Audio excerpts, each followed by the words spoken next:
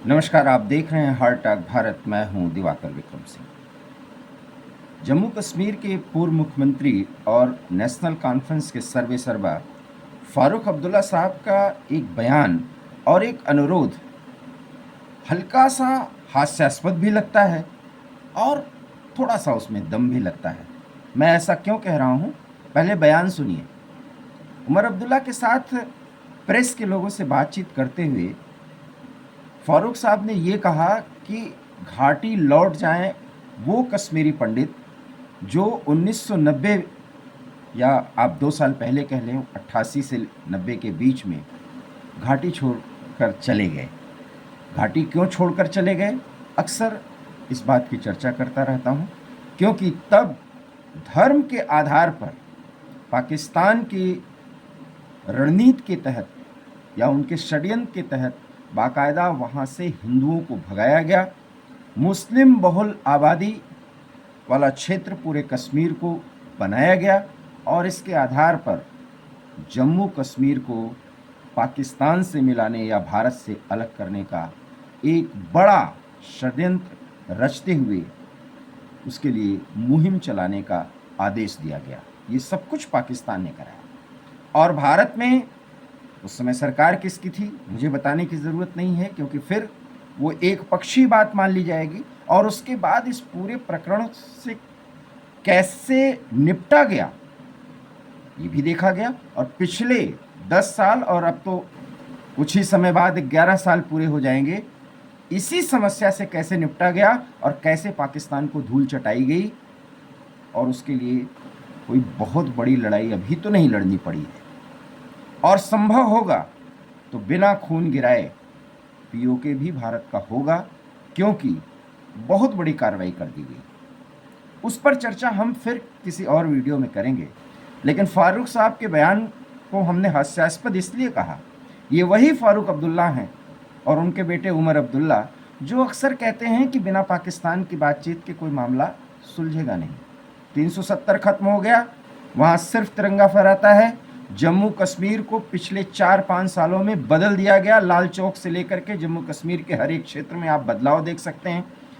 Rail line Kashmir पहुंचने वाली है और दुनिया का सबसे बड़ा अजूबा एक आश्चर्यजनक पुल जो रावी नदी पर बनाया गया है, ये सब कुछ आप बदलाव के तौर पर देख सकते हैं। और इस बदलाव को जब कश्मीर के उस पार अर्थात पीओके के लोग जब देखते हैं तो वो पाकिस्तान से दूर होना चाहते हैं, भारत के साथ जुड़ना चाहते हैं। ये और बात है कि अब ये कब तक होगा कि ये लोग जुड़ने की मांग करते हुए बाउंड्री को भी तोड़ने की बात करेंगे और भारत के साथ मिलने की के लिए एक मुहिम चलाएंगे जो फाइनली वो एक मिलने की मुहिम होगी। ये अभी समय है, लेकिन इतना ज़रूर है कि मोदी है तो मुमकिन है। आपको फिर अजीब लग सकता है, लेकिन सच यही है।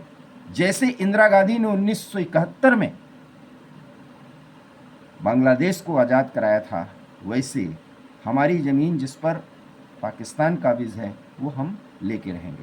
लेकिन फारूक साहब, हिंदू लौटे कैसे? आप तो उनको एक बकरे और गाय भैंसों की तरह छोड़ देते हैं।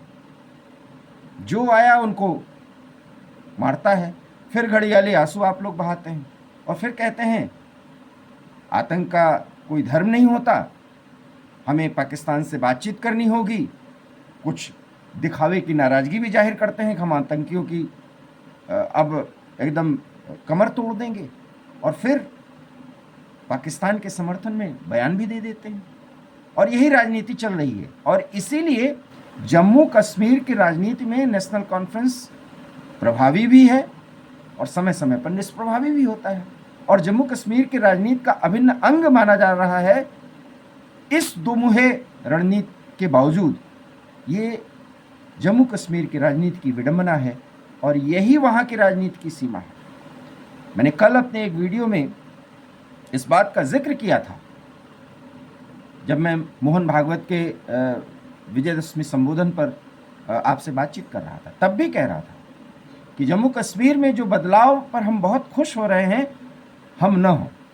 ये और बात है कि मोदी सरकार जो राहुल गांधी और नेशनल काउंसिल कॉन्फ्रेंस मिलकर करना चाह रहे थे वो करने नहीं देगी और न करने देना चाहिए। लोकतंत्र के आड़ में मांग यही सब होगी आगे कि जल्दी से पूर्ण राज्य का दर्जा वापस कर दिया जाए। फिर उसके बाद अभी 370 पर तो नहीं बोलेंगे क्योंकि मालूम है कि घेर लिया जाएगा। तो अभी केंद्र से मिलजुल करके काम करने की बात कहे हैं। उमर अब्दुल्ला ऐसा कह रहे हैं और फारूक अब्दुल्ला कुछ ऐसी बात कर रहे हैं कि कश्मीर के मुद्दे पर कांग्रेस से और हमारे बीच में दूरियां ना हो। हालांकि सरकार वो बना लेंगे, 4 निर्दलियों के सहयोग से भी नेशनल कॉन्फ्रेंस सरकार बना सकती है। लेकिन बात न निर्दलीय न कांग्रेस के समर्थन की न नेशनल कॉन्फ्रेंस जो पूर्ण बहुमत की स्थिति में लगभग है, ये सब है ही नहीं। उनको पता है दिल्ली का एक नुमाइंदा और वो भी एक बहुत ही स्पष्ट तौर पर विचार रखने वाला एक प्रशासक ऐसा बैठा हुआ है लेफ्टिनेंट गवर्नर के तौर पर, जो मनमानी तो इनकी कतई नहीं चलने देगा। उस संदर्भ में मैं बात कर रहा हूं जिसमें ये ऐसा करते हुए जम्मू कश्मीर को फिर लगभग 2 दशक पीछे अशांति, बम विस्फोट, पत्थरबाजी, बंदी इस दौर में ले जाने की कोशिश भी करेंगे तो ये ऐसा नहीं कर पाएंगे। रही बात कि बदलाव लोगों में आ गया, तो मैं ऐसा नहीं मानता। बदलाव आया है मजबूरी, बस चाहते वही हैं जो पाकिस्तान चाहता है। मैं एक आम कश्मीरी की बात नहीं कर रहा हूं, चाहे वो हिंदू हो या चाहे मुसलमान हो, लेकिन बहुतायत संख्या तो उन्हीं की है। इसलिए मैं कह रहा हूं कि जो नेशनल कॉन्फ्रेंस को बहुत उठाया गया, पीडीपी को दबाया गया, ये सब कुछ टैक्टिकल वोटिंग हुई है।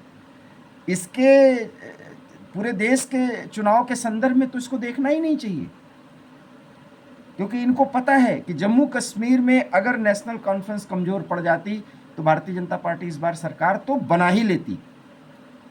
लेकिन इन्हें नहीं मालूम कि सरकार किसी की भी रहे, अभी तो दिल्ली के निगहबानी में ही सरकार चलानी होगी, क्योंकि मनमानी सरकार चलाने का एक ही खामियाजा भुगतना पड़ेगा जो पूरे देश को भुगतना पड़ेगा, और वो है पाकिस्तान के हाथ में या पाकिस्तान की गोद में खेलने की एक मुहिम शुरू हो जाएगी।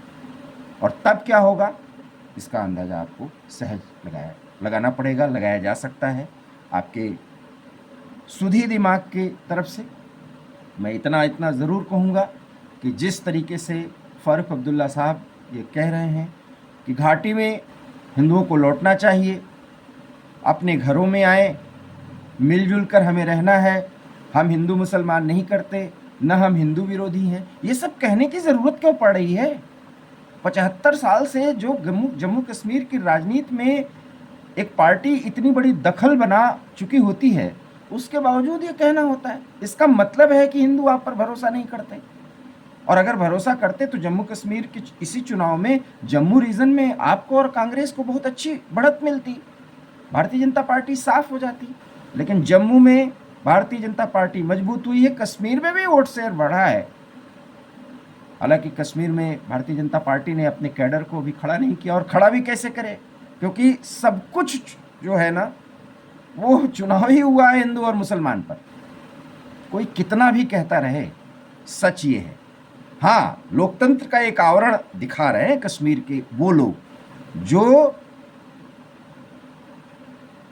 नेशनल कॉन्फ्रेंस में ही अभी अपना भविष्य देख रहे हैं।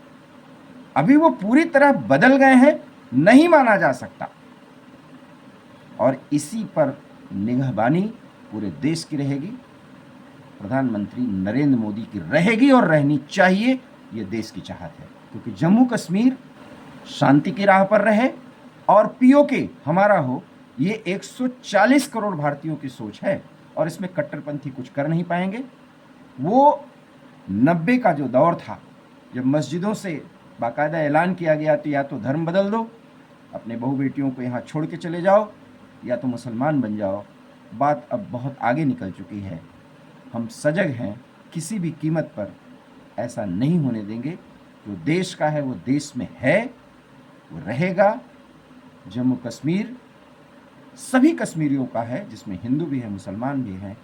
हिंदू वहाँ लौटेंगे, लेकिन पूर्ण सुरक्षा की गारंटी और पूर्ण पूर्ण भरोसे के साथ ऐसा तभी होगा जब सभी पार्टियां मिलकर ये प्रयास करेंगी। नेशनल कॉन्फ्रेंस का आह्वान अभी बहुत हल्का हास्यास्पद लगता है। आप हमारी इस बात से सहमत हैं तो प्लीज़ वीडियो को लाइक कीजिए, शेयर कीजिए, हमारे चैनल हार्ट टॉक भारत को सब्सक्राइब कीजिए। बहुत बहुत धन्यवाद। नमस्कार।